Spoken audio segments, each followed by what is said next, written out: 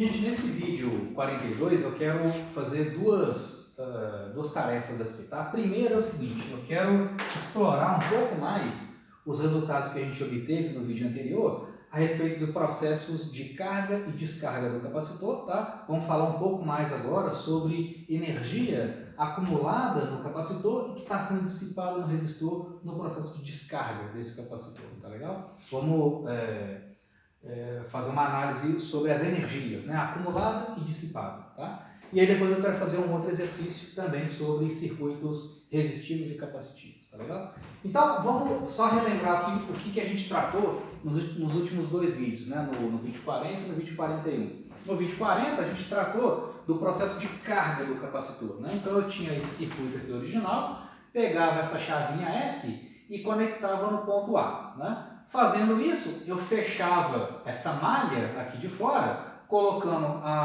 o gerador, né, de força eletromotriz em contato com a resistência e em contato com o capacitor. Então eu tinha o processo de eletrização do meu capacitor. Então o capacitor, eu tinha aqui uma corrente elétrica fluindo no sentido horário e eu tinha um acúmulo cada vez maior de cargas nesse capacitor, né? Até chegar numa situação final, uma situação de equilíbrio. Qual que é essa situação de equilíbrio? Na situação final, quando o capacitor estava completamente eletrizado, a carga acumulada nele é igual a C vezes Y, isso foi o resultado do vídeo 40, tá? E a diferença de potencial aplicada entre as suas placas é justamente a força eletromotriz da bateria. Então, nessa situação, com o capacitor totalmente eletrizado, eu tinha esses dois resultados aqui. Aí no vídeo 41 a gente tratou do processo de descarga do capacitor, né? Eu pegava essa chavinha aqui e conectava ela agora no ponto B. Então eu tirei a fonte da jogada, né? Tirei ela aqui do meu sistema e coloquei a bateria, coloquei o capacitor em contato com o resistor. Então, o resultado disso é que você vai ter um processo de descarga, né, do capacitor sobre o resistor, né? Então, aqui, a minha fonte de energia, né, que está sendo dissipada no resistor é justamente a energia potencial acumulado nas placas desse capacitor, ou um espaço entre energia potencial acumulado no campo elétrico entre as placas desse capacitor, tá? Então, olha só, é a partir daqui que eu quero analisar, tá? Inicialmente, então, lá eu zerei o meu cronômetro lá no meu laboratório e estou analisando o processo de descarga desse capacitor sobre o resistor. Então, nessa situação inicial, quando o capacitor ainda está totalmente eletrizado e eu zerei o meu cronômetro, qual que é a carga que está contida nele? C vezes Y. Qual que é a diferença de potencial entre as placas? Y. Então, nesse instante de tempo aqui, ó, o T igual a zero para esse experimento, qual que era a energia potencial total acumulada no meu capacitor? A energia acumulada inicialmente é meio de CV2, né? Meio de capacitância vezes a DDP ao quadrado. Mas nesse caso, inicialmente, essa DDP é justamente Y, tá? Então, tudo que eu tinha acumulado de energia no capacitor vai ser dissipado no resistor, tá? Então, eu quero ver o seguinte, eu quero fazer agora um cálculo da energia total dissipada no resistor e ver se de fato a energia total dissipada aqui é igual à energia que eu tinha acumulado inicialmente no meu capacitor. Ou seja, eu vou checar o princípio de conservação da energia num sistema desse tipo. Vou ver se a energia potencial total acumulada aqui inicialmente vai ser totalmente dissipada nesse resistor. Tá legal? Então, inicialmente eu tinha meio de CY ao quadrado. Vamos ver agora o seguinte. A corrente está fluindo lá no meu circuito, o capacitor está descarregando. A gente viu no vídeo anterior que nesse processo a corrente varia no tempo dessa forma aqui, né? A corrente depende do tempo, ela decai exponencialmente com o tempo, tá? Qual que é a potência, ou seja, energia por segundo, que é dissipada no meu resistor? Para qualquer elemento de circuito, a gente já falou disso, a potência daquele elemento de circuito é igual a V vezes I, né? A diferença de potencial aplicado naquele elemento de circuito pode ser um resistor, pode ser um motor, pode ser uma lâmpada, seja lá o que for. A potência dissipada naquele elemento de circuito é a DDP aplicada naquele elemento de circuito vezes a corrente que está passando por ali, né? Então, no caso de um resistor, eu sei que então isso aqui é a expressão geral para qualquer elemento do circuito. Para o caso específico de um resistor, o V é igual a RI, é a lei de Ohm, né? Então, a diferença de potencial aplicada no resistor é a resistência vezes corrente. Então, eu vou ter RI vezes I. Então, a potência dissipada no resistor é R vezes I ao quadrado, né? Isso é igual a resistência vezes a corrente que está passando no resistor. Eu já sei quanto que ela vale, foi o resultado do vídeo anterior, né, do vídeo 41. A corrente em função do tempo é esse troço aqui. Como eu tenho corrente ao quadrado, eu vou pegar isso aqui e elevar ao quadrado. Então, eu vou ter epsilon ao quadrado sobre r quadrado, né? Só estou pegando essa corrente aqui e elevando ao quadrado. E elevado a menos t sobre rc ao quadrado. Eu tenho potência de potência, né? Então, quanto que fica isso aqui elevado ao quadrado? Vai ficar E elevado a menos 2t sobre rc. Né? Elevado a menos 2t sobre rc. O que é a potência, gente? Você vê que a potência, ou seja, a quantidade de energia por segundo que está sendo dissipada no resistor por efeito Joule, ela depende do tempo, né? Porque a corrente depende do tempo.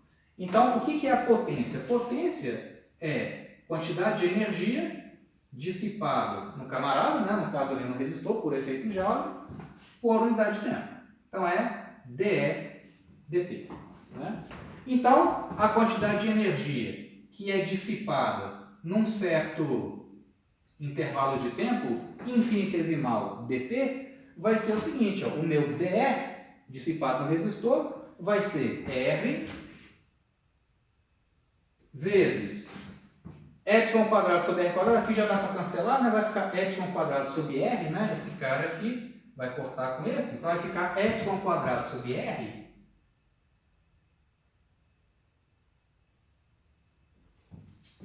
vezes exponencial de menos 2t sobre rc dt.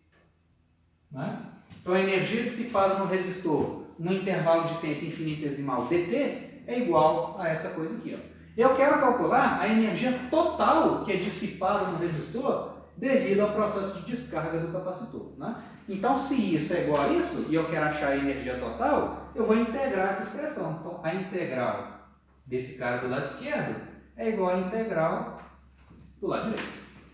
Quando t é igual a zero, quando eu liguei o meu circuito, né? quando eu pus o capacitor em contato com o resistor, a energia dissipada ainda era zero. Né? Depois de t segundos, a energia total vai ser um E total. Então, na verdade, eu quero achar, na verdade, o meu t é o seguinte, como eu quero achar a energia total dissipada depois de um tempo longo de funcionamento do meu circuito, eu vou integrar aqui, na verdade, de zero até infinito. Né?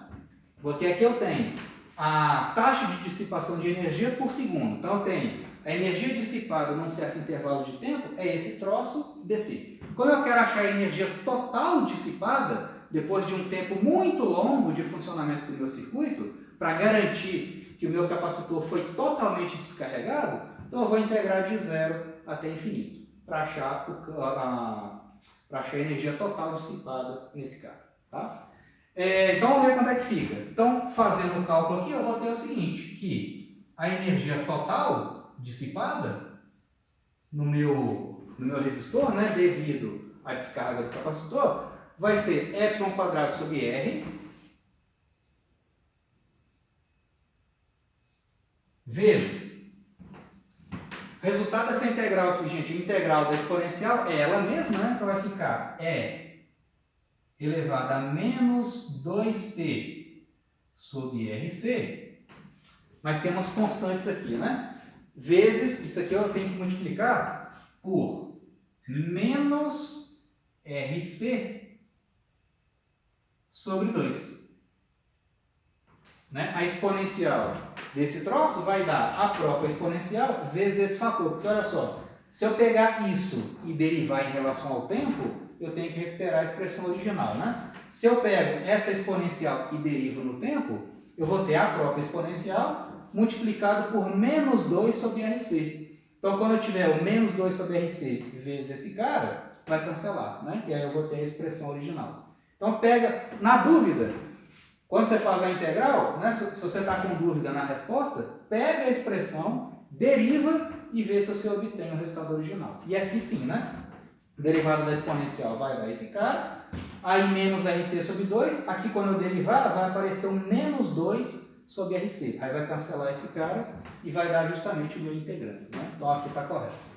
Eu tenho que avaliar essa expressão de t igual a 0 até t igual a infinito. Então eu vou avaliar isso de t igual a 0, limite inferior, né? Até o t igual a mais infinito, né? Que eu quero a energia total dissipada em todo o processo de descarga do capacitor. Ou seja, quando ele tinha uma carga inicial C vezes Y, e depois de um longo tempo, a carga dele vai para zero. Então eu tenho que integrar de zero até infinito no tempo, né? Então a energia total como é que fica? Simplifica aqui, a energia total vai ser, aqui vai cancelar algumas coisas, né? Esse R aqui vai cortar com esse R, então vai ficar menos, né? Meio de C epsilon quadrado, então menos meio de C vezes epsilon ao quadrado, que multiplica. Aí olha só, gente, vamos pegar, né, esse menos aqui já está lá, C sobre 2 já está lá, o epsilon quadrado está lá. Agora tem que avaliar essa exponencial no limite superior e no limite inferior. No limite superior, é elevado a menos 2 vezes um número tendendo a infinito sobre RC. Quanto que vai dar isso, gente? Essa exponencial de menos um número que vai para mais infinito. É elevado a menos um número que vai para mais infinito, vai dar zero, né? Então o limite superior aqui, ó, é zero. Certo? E o limite inferior? Então o limite superior menos o limite inferior. O limite inferior, t igual a zero. Com t igual a zero, essa exponencial aqui dá 1. Então, no fim das contas, quanto que dá a energia total dissipada no resistor? A energia total dissipada em todo o processo de descarga do capacitor é o quê? Esse menos com menos aqui dá mais, vai dar meio de C epsilon ao quadrado. E meio de C epsilon ao quadrado é justamente a energia potencial que eu tinha acumulado inicialmente no meu capacitor, né? Então, de fato, a energia total se conserva, né, ao longo de todo o processo de descarga. O que eu tinha acumulado aqui de energia potencial vai ser dissipado na forma de calor, né, nesse resistor, né, e vai ser aquecido. Tá? Então, a energia potencial vai ser transferida para as partículas do resistor na forma de agitação térmica. Tá? Então, ele vai aquecer. Tá legal? Então, é só para explorar um pouco mais os resultados e falar um pouco de conservação de energia nessa situação. Tá legal? No circuito RC. Beleza? Então tá, gente. Aí, terminado isso, né, vamos passar agora para o próximo exemplo. Um exemplo bem simples, mas bem ilustrativo, né, para a gente trabalhar os conceitos dos circuitos RC. Então, essa situação aqui é o seguinte: você tem um circuito onde você tem aqui duas resistências, R1 e R2, uma tensão eletromotriz epsilon, tá? E um capacitor que está ligado em série, está ligado em paralelo com uma resistência R1, e aqui eu tenho um amperímetro em série com esse capacitor. Tá legal? Então aí ele fala o seguinte: você liga lá o circuito, né? Aí durante um intervalo de tempo muito curtinho, né, você tem corrente elétrica passando por aqui nessa malha e a corrente passando na outra malha. Essa corrente que vai passar pela outra malha vai eletrizar o capacitor. Ele vai eletrizando até atingir um valor limite, né? Até atingir uma carga máxima, né? E aí quando ele está completamente eletrizado, nessa situação, né, dele estar totalmente eletrizado, o exercício faz algumas perguntas para a gente. Tá? Então, considere que o capacitor aqui está completamente eletrizado. Eu sei que essa placa aqui é positiva, porque ela está ligada no polo positivo da fonte, né? Essa placa está ligada no polo negativo da fonte, né? Então, aqui é mais, aqui é menos, né? Então, nessa situação, ele pergunta, quando o capacitor está totalmente carregado, qual a leitura do amperímetro, qual que é a corrente elétrica que está passando nessa malha esquerda aqui do circuito, e qual que vale, quanto que é a carga que está acumulada nas placas desse capacitor. Tá? Então, vamos resolver esse problema desse lado aqui.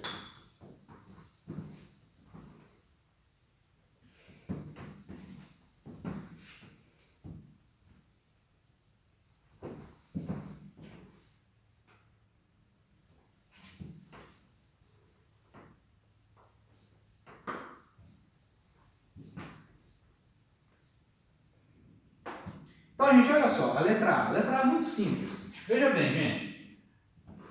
Enquanto eu tenho corrente elétrica passando por essa malha aqui do circuito, o capacitor vai recebendo cargas, né? Porque, veja, quando eu liguei o circuito, o capacitor estava descarregado. Aí, está passando corrente aqui, ó. Então, a corrente convencional deposita prótons, né? Deposita cargas positivas nessa parte e retira prótons da placa de baixo. Ela fica negativa. Enquanto estiver passando corrente por aqui, o capacitor está aumentando a sua carga. Uma vez que ele atingiu a sua carga máxima, né, ou seja, uma vez que ele está completamente eletrizado, não está passando mais corrente naquele elemento. Porque se tivesse passando corrente aqui, a carga dele ainda estaria aumentando. E ele ainda não estaria totalmente carregado.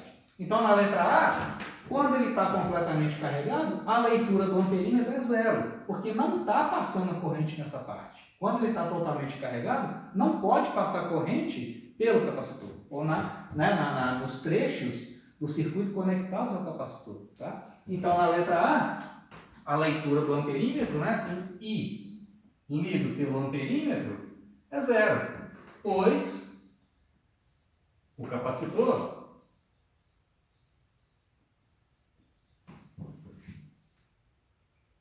está com sua carga máxima, ou ele está totalmente eletrizado, né?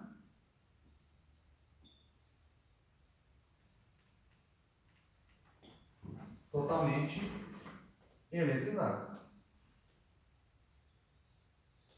Né? Não podendo acumular mais cargas, tá? Nas suas placas. Então, não podendo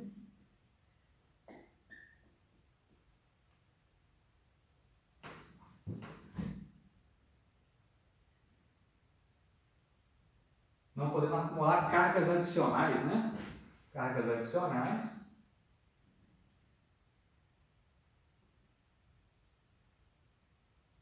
Não podendo acumular cargas adicionais nas suas placas.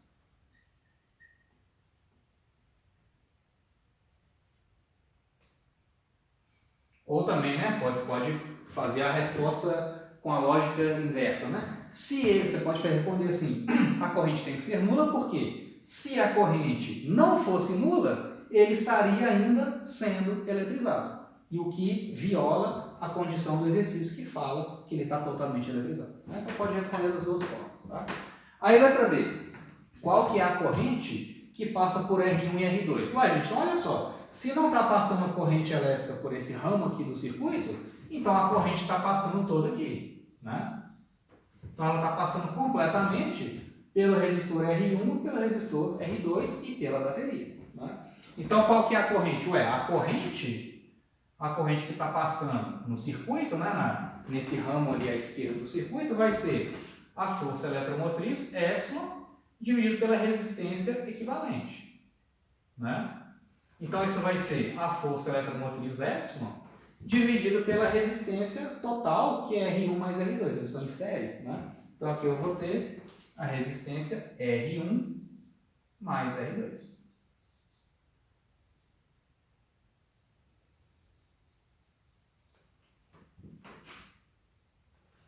Né? Simplesmente um circuito em série com duas resistências, R1 e R2. Aí ele está pedindo agora qual que é a carga que está acumulada nesse capacitor. Ué, eu sei que, por definição, a carga que está acumulada no capacitor é a capacitância dele, que é um dado do problema, o exercício me deu lá a capacitância, né? Vezes a diferença de potencial VC, né? Se eu descobrir quanto que vale a diferença de potencial aplicada nesse cara, eu automaticamente acho quanto que vale a carga. Ué, gente, esse capacitor aqui, ó, ele não está em paralelo com o resistor R1, né? Se você está na dúvida, aplica a lei das malhas para esse trecho aqui do circuito, ó, vamos fazer isso, né? Olha só, aplicando a lei das malhas, só nesse ramo aqui à direita do circuito, tá? Então vamos passear por essa parte aqui do circuito, tá? Então vamos fazer assim, ó, vamos começar por esse ponto aqui, ó, tá? Vamos, por exemplo, percorrer o circuito nesse sentido aqui, ó. Poderia ser no sentido inverso também, não tem problema, tá? Então vamos ver, vamos aplicar a lei das malhas. Quando eu saio daqui e passo pelo capacitor, eu estou saindo do maior potencial e indo para o menor potencial. Estou tendo uma queda no potencial. Então eu tenho menos VC, né? Menos VC. Aí vou caminhando aqui pelo circuito, vou passeando por aqui, cheguei aqui, ó. Vou atravessar o resistor no sentido contrário da corrente convencional. Atenção agora.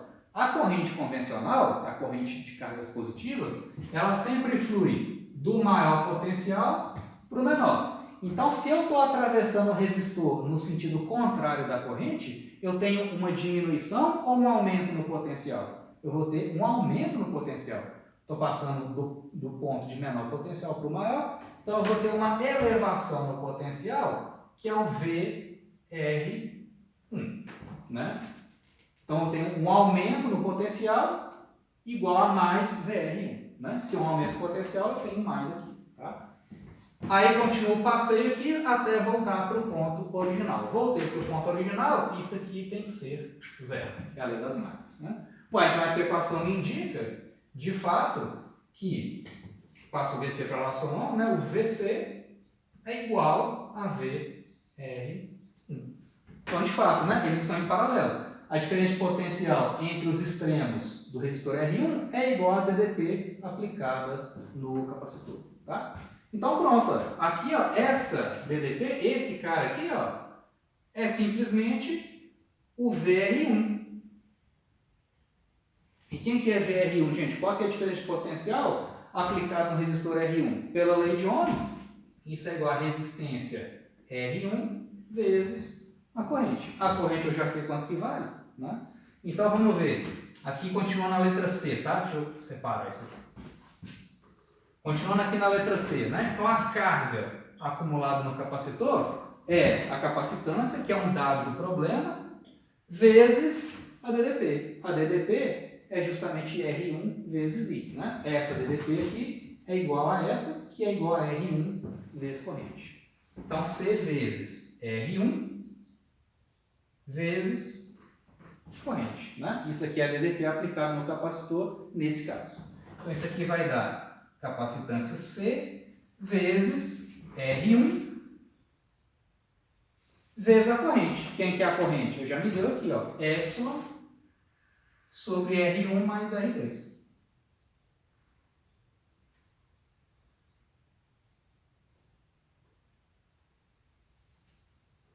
Então vai ser C vezes epsilon vezes R1 sobre R1 mais R2. Você vê que as unidades são corretas, né? Porque C vezes epsilon é unidade de carga, né? E unidade aqui de resistência, resistência em cima é ohms, né? Resistência embaixo é ohms, então vai cortar. Eu vou achar carga com unidade de C vezes epsilon, que é justamente unidade de cargas. Tá legal? Então essa é a carga total, né? A carga mais Q e a carga menos Q acumulado nas placas do capacitor. É esse valor aqui. Tá legal? Beleza, gente. Aí isso encerra o vídeo 42. No vídeo 43 a gente vai entrar no último tópico desse capítulo de circuitos, que são os circuitos com várias malhas, né? Com mais de uma malha. Então, basicamente, o que a gente vai fazer é construir circuitos com algumas, né? Com duas ou mais ramificações, e a gente pode colocar mais de uma bateria, mais de uma fonte de força eletromotriz, pode colocar motores também, enfim. a gente vai trabalhar com circuitos com mais de um percurso, né, com mais de um caminho fechado e com duas ou mais fontes de força eletromotriz e fontes de força contra a eletromotriz, né? E aí, como que a gente trata esses circuitos um pouco mais complexos, né? Basicamente o que a gente vai fazer é aplicar a lei das malhas para estabelecer o valor e o sentido das correntes em cada trecho do circuito, tá? Então esse é o assunto do próximo vídeo.